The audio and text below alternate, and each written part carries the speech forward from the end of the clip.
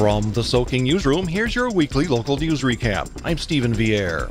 If you heard gunshots in Burien early in the morning of October 11th, here's what Sergeant Cindy West of the King County Sheriff's Office has told us.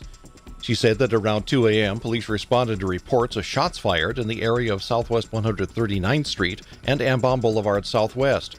When deputies arrived in the area, they did not locate anyone or anything that had been hit, but they did find a few shell casings in the road. The casings were retrieved and placed into evidence. No further information on the incident has been released.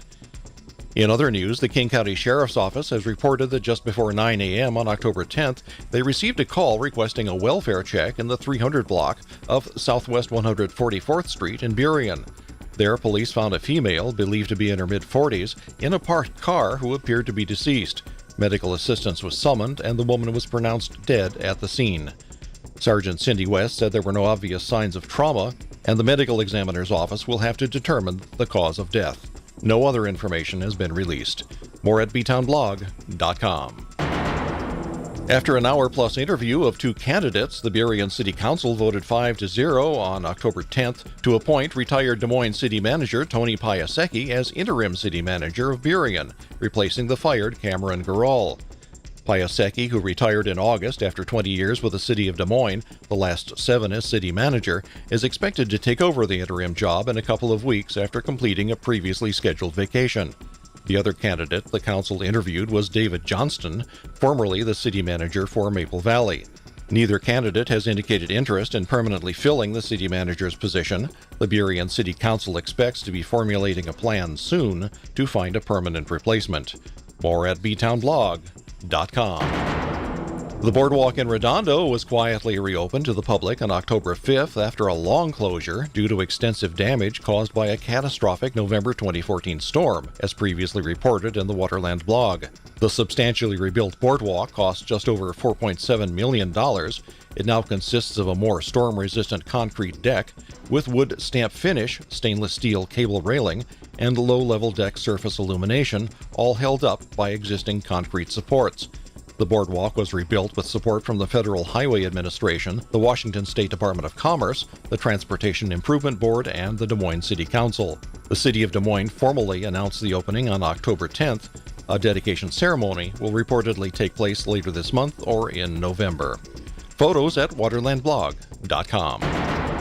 The Port of Seattle will be holding a community meeting and open house on the Flight Corridor Safety Program that is associated with the plan to remove around 2,800 trees at and around SeaTac Airport. The meeting is open to the general public and is scheduled for Tuesday, November 1st from 6 to 8:30 p.m. at Bow Lake Elementary School in SeaTac. Removal and replanting of overheight trees will ensure that SeaTac Airport complies with all Federal Aviation Administration regulations protecting approach and departure paths into and out of the airport. The community meeting with its open house will provide airport communities with additional details about the program. Included will be information stations with subject matter experts on hand and an opportunity to offer questions and comments to Port of Seattle commissioners. The 3-year Flight Corridor Safety Program is divided into 3 phases, one for trees on port properties, one for publicly owned and commercial properties, and one covering residential properties. In the program's first phase, more than 4,000 native low-height trees will be planted by the port to replace the roughly 1,200 trees removed on port property. Targeted trees on residential properties will not be affected until 2018. Residents will be contacted individually and offered a number of alternatives to choose from that best suits their needs. Details at ctecblog.com. October's here, folks, and we're looking at some potentially really powerful storms coming in through the weekend, especially Saturday evening, where we can expect possibly gusts up to 70 miles an hour.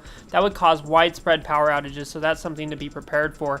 As we move into the next week, we do expect showers to continue, but the weather is going to be much more benign, and we do expect some drying out by the end of the week. Thank you for listening. I'm Chris Gregg, your Puget Sound Weather Geek. Time now for The Mayne Problem. Commentary from senior writer Jack Mayne. The 4 cities in our coverage area have experienced painful changes in the people hired by city councils to run them. Sometimes it appears that chaos is the name of the game for city government in South King County. But there are some lights at the end of the tunnel. The first government to have problems was Normandy Park, but its council quickly worked on its financial difficulties, Normandy Park got an interim manager who straightened out the financial problems, and the council hired a solid new city manager. Then Normandy Park voters approved money it needed to retain staffing for its much-prized police department. SeaTac had a contentious experience with a former city council majority that caused voters last year to replace 4 members of the council. The new council quickly fired the city manager. The new mayor just as quickly installed a crony as acting city manager. That person almost immediately demonstrated his inability to manage a public agency staff and was placed on leave during an investigation. Then he quit in the face of a negative report on his short time in office. A respected city department head was appointed acting city manager, and it appears he will keep the job until he retires in 2018. The former Burien city manager fled town 2 years ago in face of certain firing by a newly elected council. He was replaced by what appeared to be a solid manager, but one who ran afoul of some Burien council members. He was fired and an interim manager chosen, one who has just retired as longtime city manager from next door Des Moines. Earlier, the Des Moines City Council held a national search for a city manager, but the top person on the list pulled out, and the second person has been acting city manager for a couple of months. It appears the council will soon sign a contract with the acting manager. So what does all of this mean? It means that being chief executive officer in an organization led by popularly elected council members can be a chancy career. It also means that citizens should carefully select members of councils who recognize that managing is the hired professional's role, not theirs. In the final take, we like events like this. We hear that the Des Moines Police Department will be partnering with Normandy Park, Washington Police, and Des Moines' own Red Robin restaurant for its annual Tip a Cop benefit in support of Special Olympics of Washington. The event will be held on Saturday, October 22nd from 11 a.m. to 3 p.m. and again that day from 4 p.m. to 8 p.m.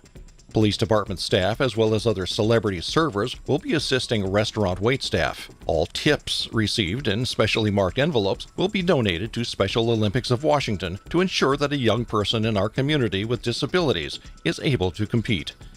The Des Moines Police Foundation will be sponsoring their own jail and bail event during the benefit. Guests can choose to make a $20 donation to have a member of their table arrested for any number of different offenses such as slurping their drink, eating too many French fries, not cleaning their bedroom, or not picking up their underwear.